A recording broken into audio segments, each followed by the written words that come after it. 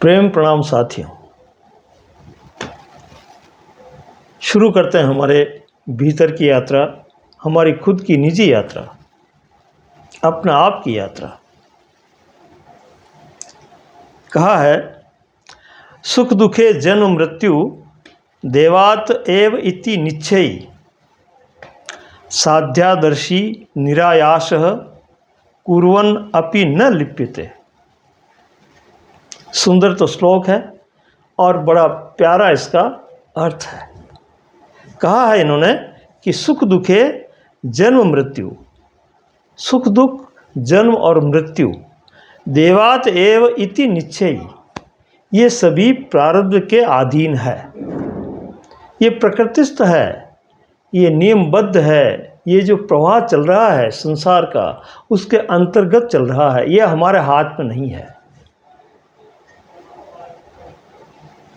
तुलसीदास जी ने भी एक जगह लिखा है रामचरितमानस में कि लाभ हानि यश अपयश जन्म मरण विधि हाथ।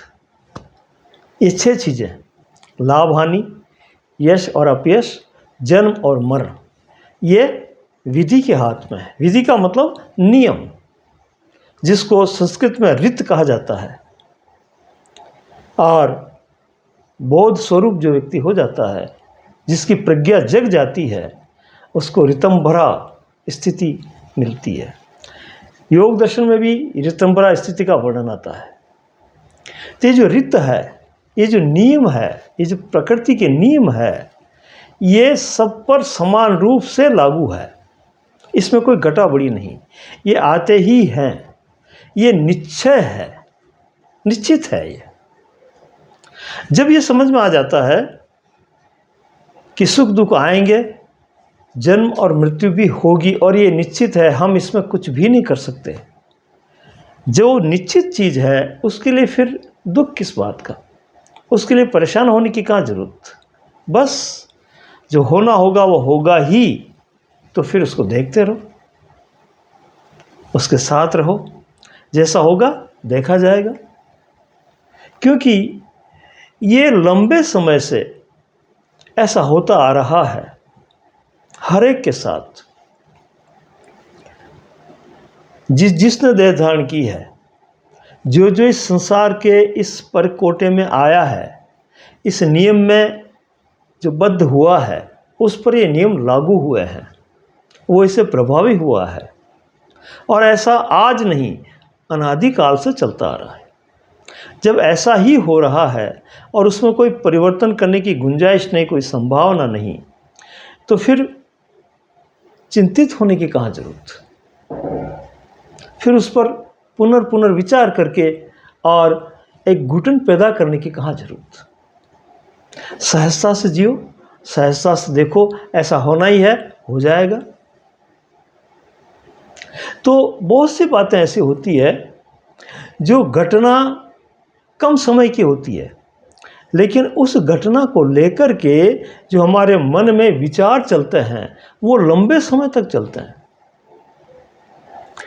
पूरे जीवन में हम जी नहीं पाते ठीक से, और मृत्यु के डर को अंदर रख करके उस जीवन को भी खराब कर देते हैं, धूमिल कर देते हैं उसको। उसका जो आनंद है उसको ले नहीं पाते हैं। चिंता क्या लगी रहती है, मर जाएंगे, ये सब चीज़ें छूट जाएगी, ऐसा हो जाएगा, वैसा हो जाएगा, दुख आ जाएगा, क्या करेंगे। तो ये जो बातें हैं कि सुख दुखे जन्म मृत्यु देवात एव इति निश्चयी, ये निश्चय है। और ऐसे बात को जो समझ लेता है कि ये निश्चय को हम इधर उधर नहीं कर सकते, रंच मात्र भी, जो होना होगा वो होगा ही। बस सजग रहें, तैयार रहें, स्वीकार करें और आराम से जिए।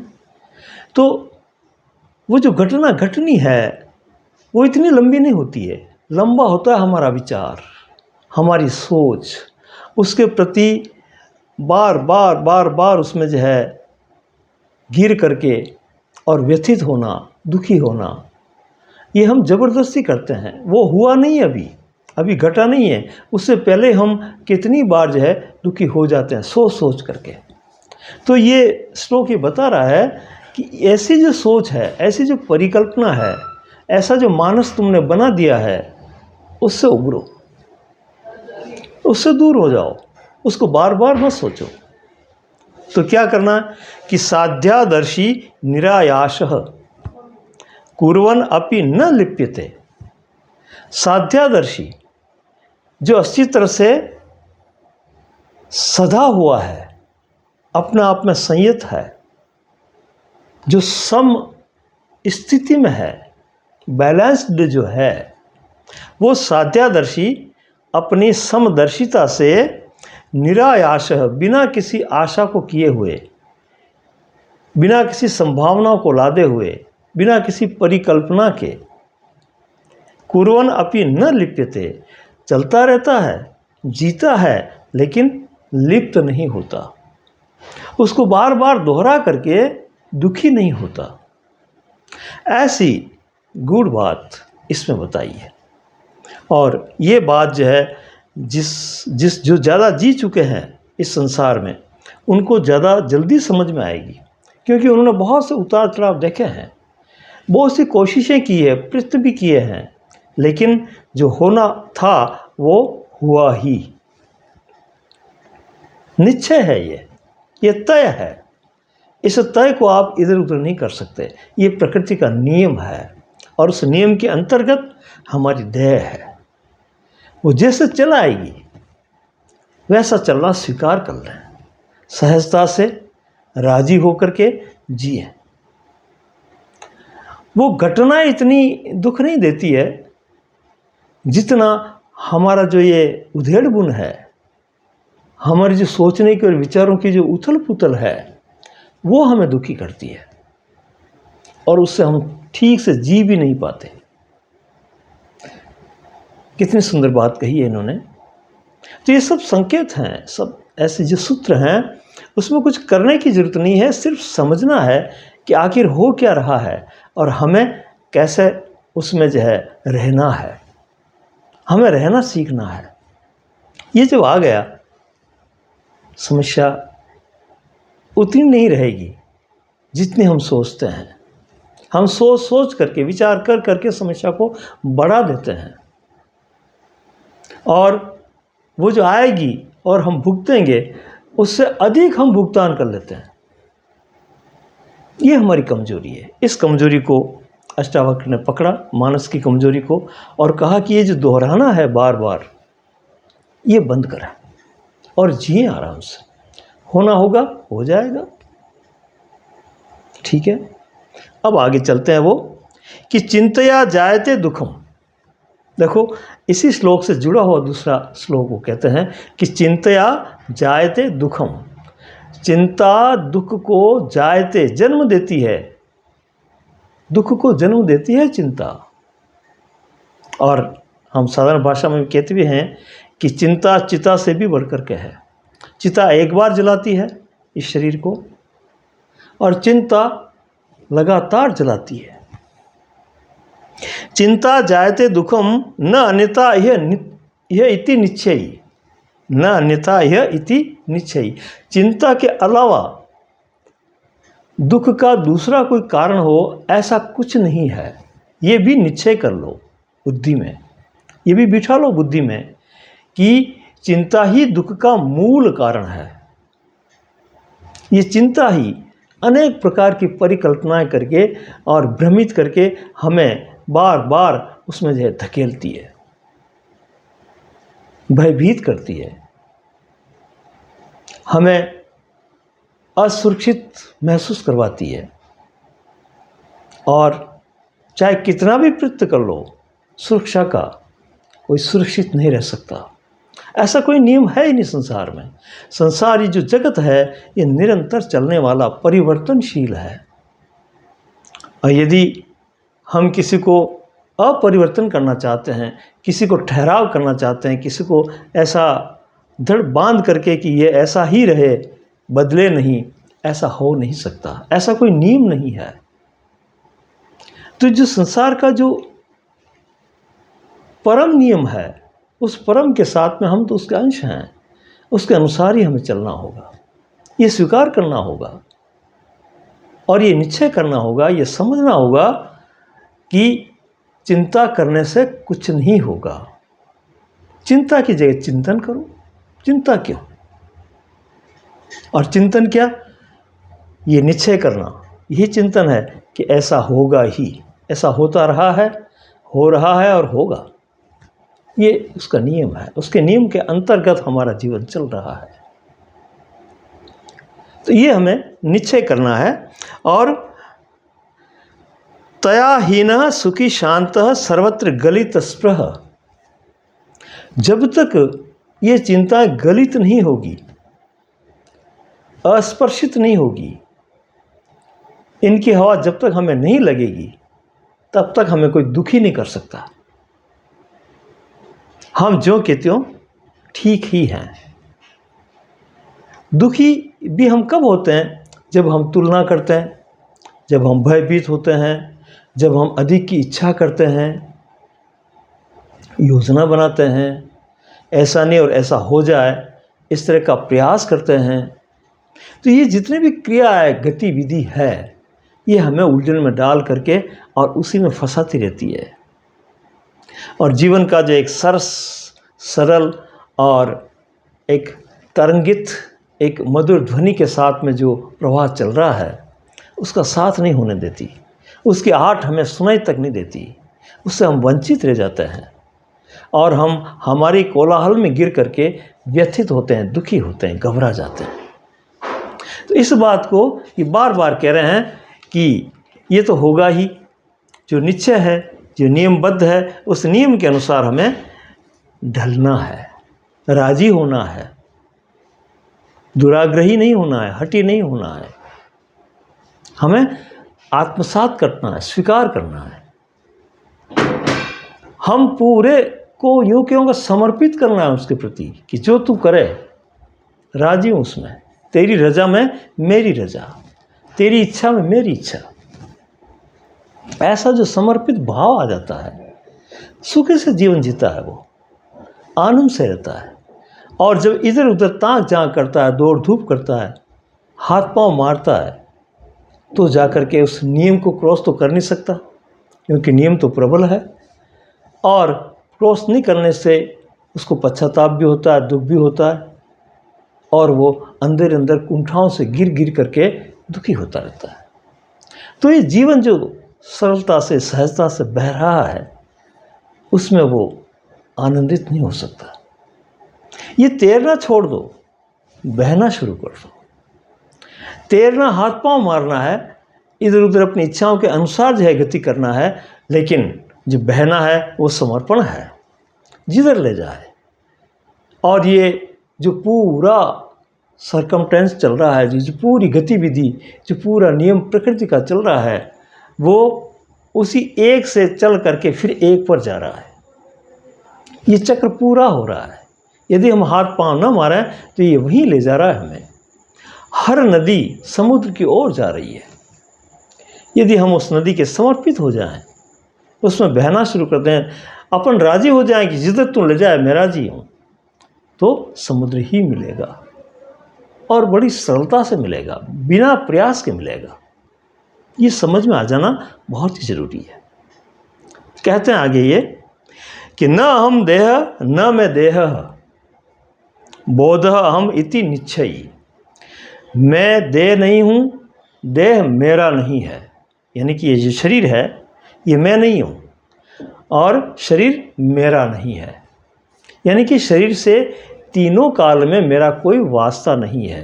ये संयोगिक है, आ गया है, ये रह रहा है, ये भी है, मैं भी हूँ, साथ साथ चल रहा है। ये कब चला जाएगा ये मुझे मालूम नहीं, और कब तक रहेगा ये भी मालूम नहीं, कैसे रहेगा ये भी मालूम नहीं। तो ये सब जो है बोध आने के बाद में ये निश्चय हो जाता है कि इस देह से मैं अलग हूँ। सब चल रहा है, एक भ्रम हो गया है, एक सपना है, चल रहा है मेरे साथ। जब तक इसको चलना होगा उस नियम के अनुसार तब तक चलेगा, और जब बंद होना होगा हो जाएगा।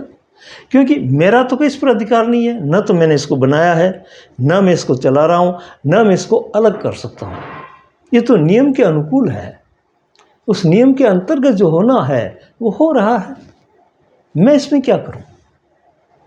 जैसा है वैसा है बस। तो जो का त्यों स्वीकार कर लेना और राजी रहना, ये सबसे बड़ी कला है। ये सिखा रहे हैं अष्टावक्र हमें।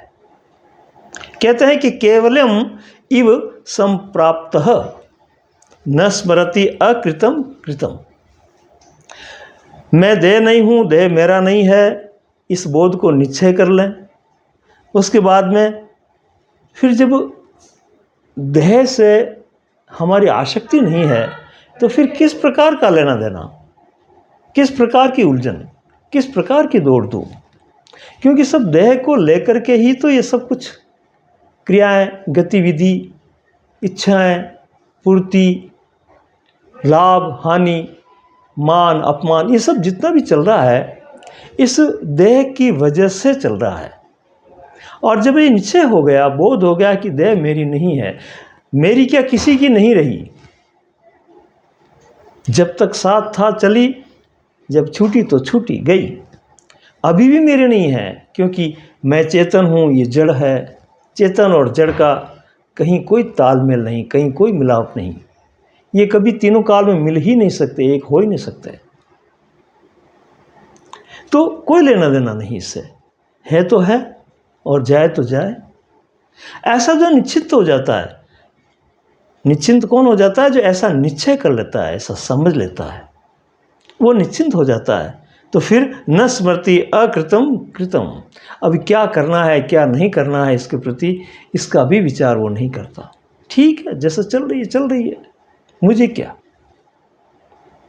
ऐसा जो निश्चिंत जीवन जीता है उसको जीवन की गहराई में प्रवेश करने का अवसर मिलता है, और वो अवसर जो है कुछ नई बात उसको बताता है कि जीवन की वास्तविकता क्या है, उसकी यथार्थता क्या है, उसकी गहराई क्या है। ऐसा हमें स्वतंत्र होना होगा, वरना तो मन हमारा इसी चक्कर में फंसा रहेगा, हमारी पूरी एनर्जी, पूरी शक्ति इसी में लगी रहेगी। तो जो दूसरा महत्वपूर्ण है उसे हम जान नहीं पाएंगे और न ही महसूस कर पाएंगे, इसी में उलझ करके और भ्रमित अवस्था में ही नष्ट हो जाएंगे। फिर वही घन चक्कर चलेगा वापस,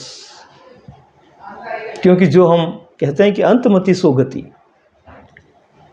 पूरे जीवन जो अभ्यास करेंगे उसका अध्यास हो जाएगा, और वही अध्यास फिर आगे का रास्ता बताएगा। तो हमें ये निश्चय कर लेना है कि वास्तव में ये मेरा कुछ नहीं है, देह मेरे नहीं है, और मुझे निश्चिंत रहना है।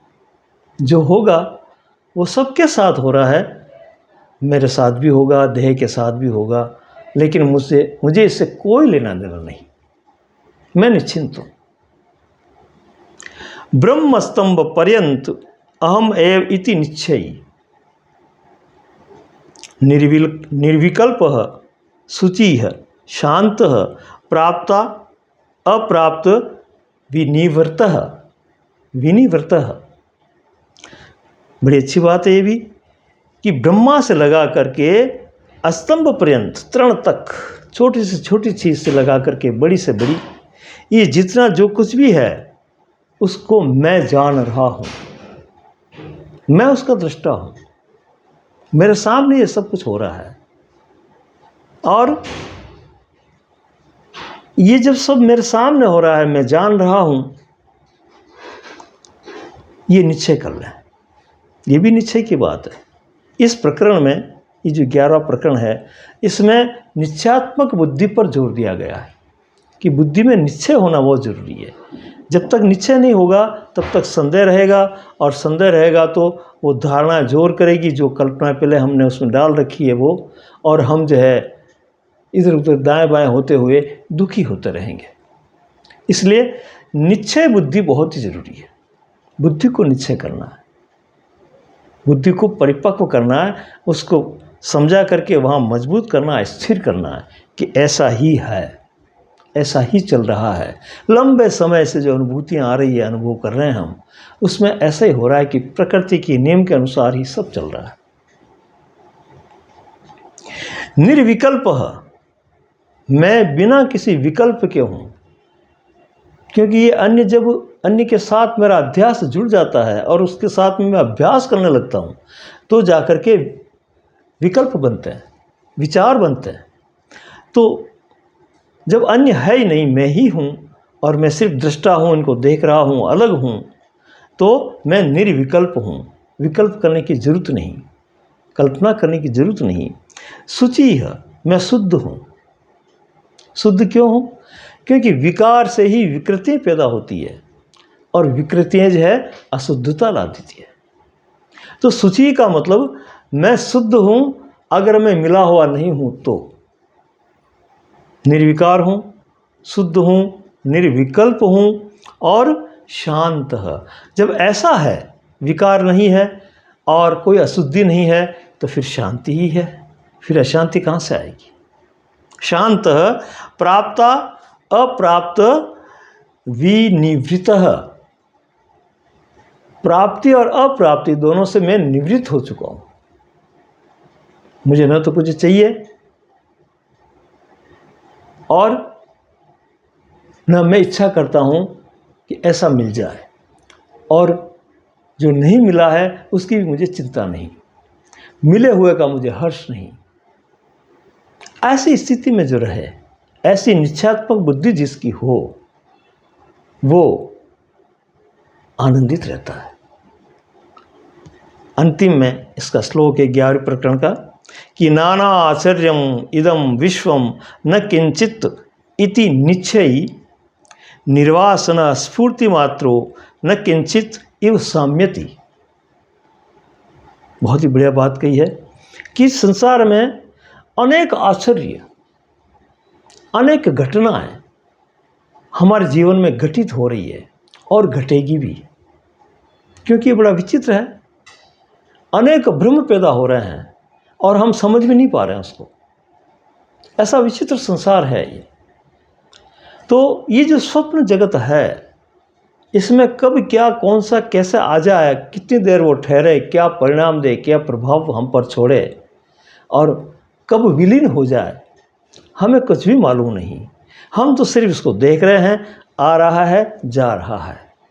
और देखो, जिसका ये स्वप्न निश्चय करके, बुद्धि में निश्चय करके जग गया, जैसे मान लो 10 व्यक्ति सोए हुए हैं, 10 को स्वप्न आ रहे हैं, उसमें से जो व्यक्ति जग गया उसका स्वप्न भी टूट गया, वो एक अलग आयाम में आ गया। जगने का मतलब यह है जिसको बोध हो गया, जिसकी बुद्धि ने निश्चय कर लिया कि ऐसा होता आ रहा है, इसमें मैं फिर क्यों बार बार टांग रहा हूँ, बीच में क्यों अवरोध पैदा करूँ, और अवरोध पैदा करके भी अपनी तरह से बनाना चाहूँ, ये कैसे होगा। ये बात थोड़ी समझ ले वो, तो शांत स्थिति में जैसा हो रहा है वैसा देखता रहता है और खुश रहता है। तो ये निश्चयात्मक बुद्धि में जिसका स्वप्न टूट गया, वो बोध को प्राप्त हो गया। और ऐसा बोध वाला जब देखता है तो उसके लिए फिर संसार नहीं है। फिर भी वो नियम चल रहे हैं, वो गतिविधि चल रही है। वो किसके लिए? वो जो 9 सोए हुए हैं, 10 में से एक जगह उसका स्वप्न टूटा, लेकिन जो 9 सोए हुए हैं उनके लिए वो नियम काम कर रहे हैं, गतिविधि चल रही है। इसलिए आप ये मत सोचना कि मुझे बोध हो गया तो संसार गायब हो जाएगा, इसकी गतिविधियां खत्म हो जाएगी, क्रिया प्रतिक्रिया नहीं होगी, इसके प्रभाव नहीं होंगे, ये बिल्कुल लीन हो जाएगा, शांत हो जाएगा। ऐसा नहीं है, उसका काम चल रहा है। हाँ, आप उससे अलग हट गए, आप पर उतना असर नहीं है जितना अन्य पर हो रहा है। जितना अन्य सुखी दुखी हो रहे हैं, जन्म मरण से डर रहे हैं, उतना आप अब नहीं डरते। क्यों? कि आपने इस बात को समझ लिया कि ऐसा ही होता है, और ये जो होता है उसमें कुछ भी नहीं किया जा सकता। तो क्यों इसको बार बार जो है कल्पित करके, विचार करके, इच्छा करके इसमें उलझा जाए। ये समझ उसमें आ जाती है तो फिर वो कैसा हो जाता है? जो बोध को प्राप्त हो गया, जिसका स्वप्न टूट गया, उसकी स्थिति बताइए कि निर्वासना स्फूर्ति मात्रो, जिसमें किसी प्रकार की वासना नहीं रहती है। स्फूर्ति मात्रो यानी कि जो भी इस गतिविधि में स्फुरण चल रहे हैं उनका हल्का सा एहसास वो करता है, ज़्यादा उसमें गहरा नहीं जाता, ज़्यादा दुखी नहीं होता, तड़पता नहीं, अपना रोना नहीं रोता वो। स्फूर्ति मात्रो न किंचित इव साम्यति, वो इतना शांत होता है कि किसी भी प्रकार की उहापोह उसमें नहीं होती,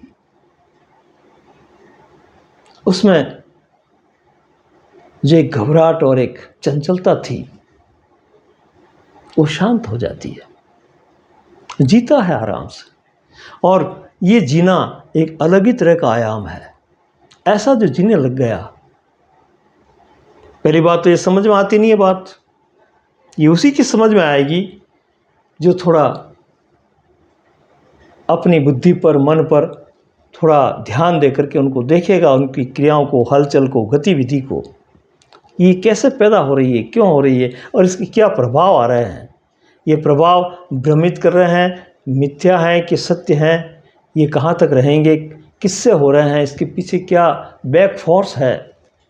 ये सब बातें जब वो निश्चय करेगा, बुद्धि में गहराई से समझता हुआ, तो एक निर्णायक स्थिति उसकी होगी, जिसको निश्चय बुद्धि कह रहे हैं हम बार बार।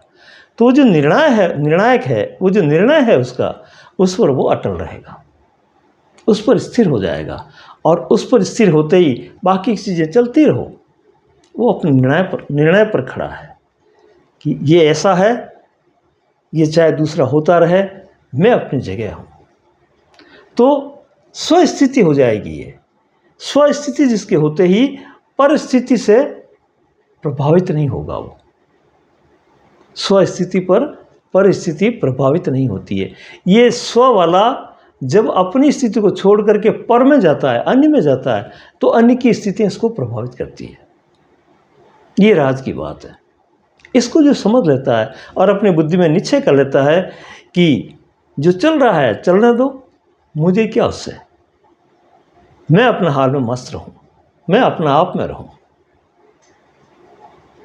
तो इस तरह का जो है पूरा सांकेतिक भाषा में समझाते हुए, ज़्यादा वर्णन नहीं करते हैं अष्टावक्र, सिर्फ संकेत करते हैं, इशारा करते हैं और टू द पॉइंट करते हैं, यथार्थ करते हैं। सत्य बात जो उन्होंने अनुभूत की है उसको हमें बता रहे हो कि तुम भी ऐसे रहो तो देखना, फिर बात ही बदल जाएगी, फिर तुम्हारा जीवन ही बदल जाएगा, तुम्हारे रहने का, सोचने का, देखने का सब ढंग ही बदल जाएगा। फिर तुम्हें मालूम होगा कि अब जीवन शुरू हुआ है, अब मैं जीने लगा हूँ।